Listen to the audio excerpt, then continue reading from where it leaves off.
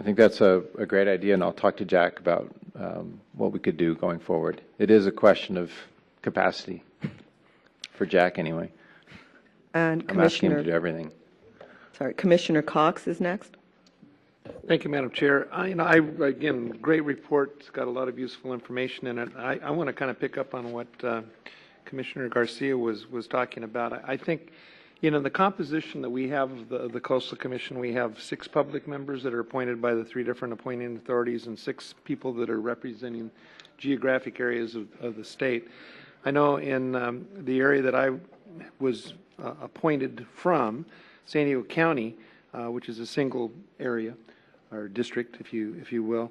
We've got 5 local coastal plan segments that are not completed. There's 14 areas of deferred certification, and I think that there's an opportunity, in my opinion, to use not only the public members that are on this board, but the geographic representatives that are. We got 4 county supervisors and 2 members of city councils to work in those areas to try to convince the local government agencies that there is a overdue need, if you will, to complete the LCP segments in the areas of deferred certification. I know one of the things I'm attempting to do right now, and we're working with Dr. Lester's calendar, is to get a time when he can come down and maybe have a meeting, an all-hands meetings of representatives from the 10 cities and not to overpower them, not to be a complaint session, but really to just have an opportunity to develop a dialogue. And I think that's been a part of the battle over the years with a lot of cities and counties, is that there's just been a kind of throwing up of hands and figuring, at least on the part of some of them, that, heck, fine, we'll just have our citizens go to the Coastal Commission whenever they need a permit. Well, I don't think that's a good solution.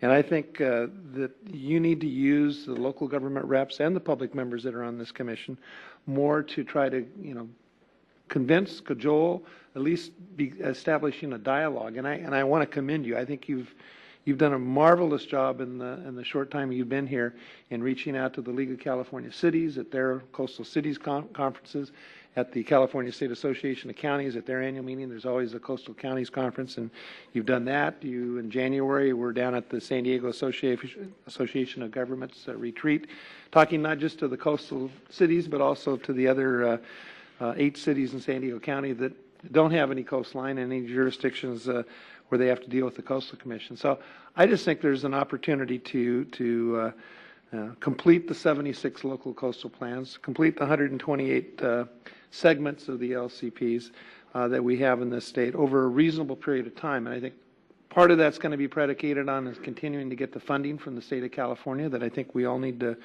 work in a cooperative vein with you to get restored for this next year. And I know you've got hopefully some positive discussions going on with the administration and different legislators. But I think you need to use the local government reps and the public members of this commission more to try to help encourage cities and counties to get their LCPs and their areas of deferred certifications wrapped up in the next couple of years. And I think we can do it.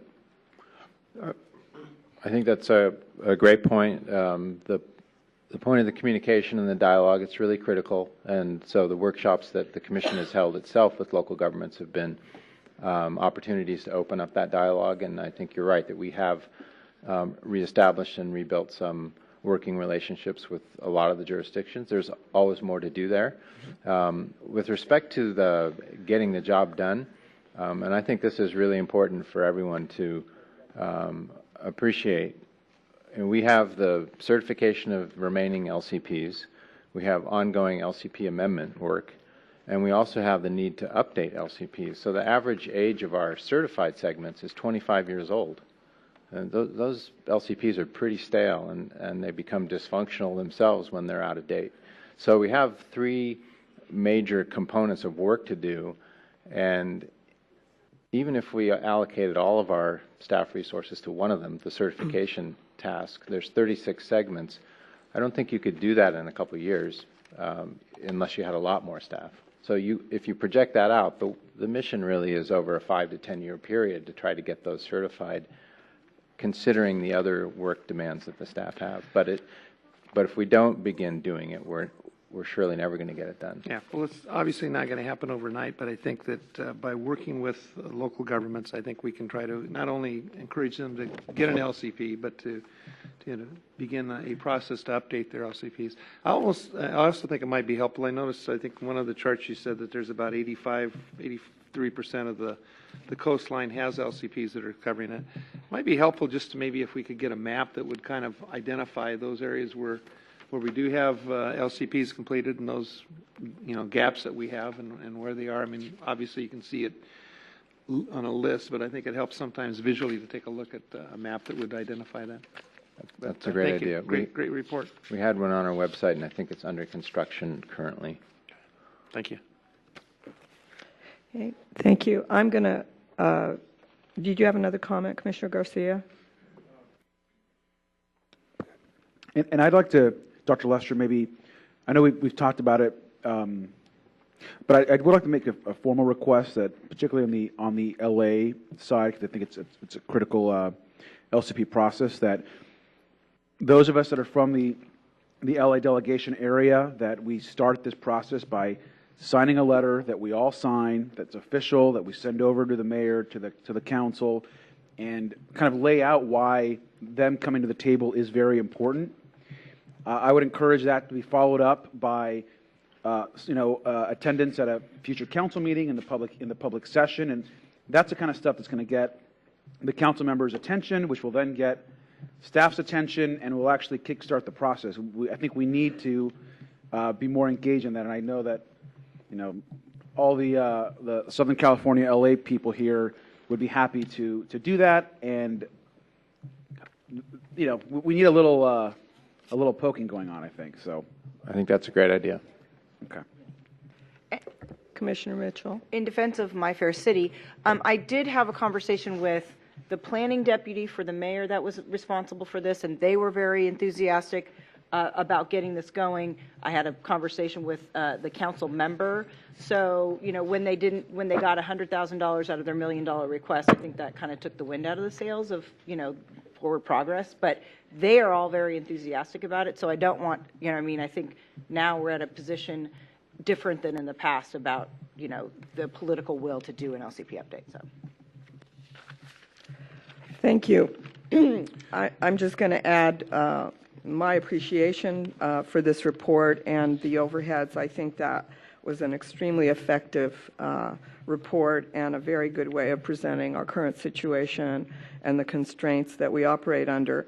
I wanted to just add an additional suggestion, and this really comes out of me thinking about the public comment this morning, both on fracking, where we had the representative of the city council member here addressing us about their attempts to do a moratorium on fracking, as well as the numerous people from Venice, which is one of our key areas of concern on the LCP planning. And my observation is, and perhaps council can check me on this, but in the Venice area, it's currently called a dual permit jurisdiction area, correct? That everyone who wants to build something in Venice, including these additions and remodels that we consider under our permit authority, also has to have a permit from the City of Los Angeles. And I see that many of the people who didn't get to comment this morning are appreciative of the LA members' support for supporting and speeding up the LA LCP work. What I want to suggest in addition is that the City of LA may well have authority under its own planning code and under state law governing planning to address emerging situations like this de minimis waiver situation. I'm not putting out a position on it. It's very premature for us to do that. But the City of LA could well consider a moratorium on those kinds of construction projects pending an LCP on their own. So what I want to emphasize to people is we're happy to hear people's concerns about what's within our jurisdiction and what we have the power to do, but I would really urge people to encourage their own local government to exercise all the authority that they have to address these emergent situations. So with that, are we ready to move to the next item?